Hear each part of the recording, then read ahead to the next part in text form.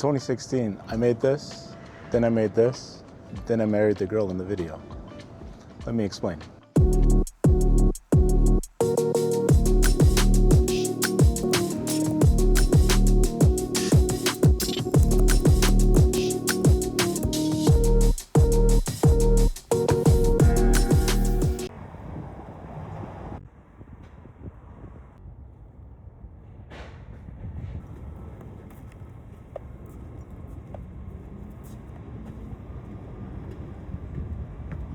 10 years ago, my wife injured her shoulder and she was bedridden for a while, so I kind of jerry-rigged this contraption out of a lamp, some rubber bands, and tape.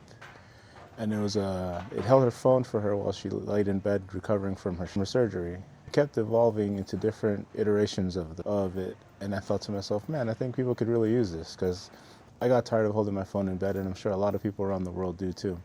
It's funny because thinking of video ideas today, I asked my son William, it's like, hey, what should I talk about? And he goes, how about making something from nothing? And that's exactly what I did. I had an idea in my notebook, I took it from my notebook, kept making it better and better, and then went ahead and tried to get this thing manufactured. It wasn't that easy of a process, because figured out very fast was that you had to have a lot of money. I tried to reach out to manufacturers here in the US, but they didn't want to. They said it was going to be too expensive to make it, and they wanted to make it out of plastic, and I didn't want to do that. I probably contacted more than 100 manufacturers overseas to see if anybody would take on my product and make it. I think I had three close calls to a manufacturer, and then it just fell through. They either wanted too much money up front, or we get to the finish line and then for some reason they wouldn't be able to provide me a sample. So I ended up finding the manufacturer that made my hangover in 2016. There's a steep learning curve, because there's a bunch of terms like minimum order quantity, CAD files. They're just standard operating procedure with regards to manufacturing overseas. And then I ended up meeting a good friend of mine who helped me at the time. His name's Jim. He has a Chinese name, but he goes by Jim. He actually helped me throughout that process and helped me. The biggest piece that he provided was he provided the trust that I needed, that was required, because he helped me jump around from manufacturer to manufacturer. He was my liaison and my translator over in China, because I don't speak Chinese. He's my good friend to this day, and I got to hang out with him last month and his family. At the time we were both single, and now we both have boys, and they were able to play with each other. So after some talking, and when the plans were finalized, I finally sent over a mold fee, which is kind of the first steps that you have for the manufacturer to create the mold that would eventually create your products in mass consistently.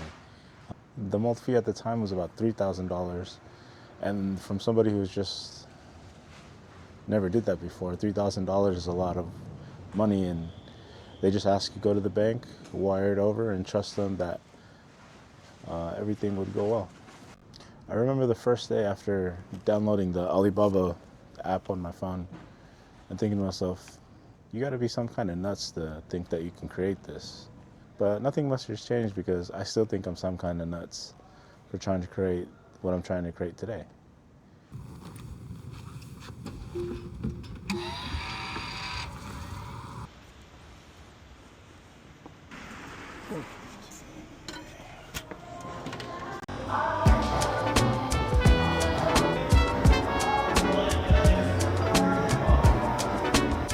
So I wired the $3,000 for the mold fee, and then when the sample was ready, I had to pay more money for the sample. So I think it was about $1,000 for one sample, $500 to ship it over from China. So I thought $3,000 for the mold fee included everything to where they would ship me the final product, but that wasn't the case.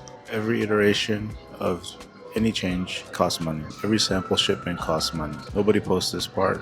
People just post the launch. Nobody posts about revision 14. Short, how to get a manufacturer is find the factory that understands the vision. Not the cheapest, not the fastest. Communication matters the most. I'm documenting this whole process, so if you ever want to build something, you don't have to start as blind as I did.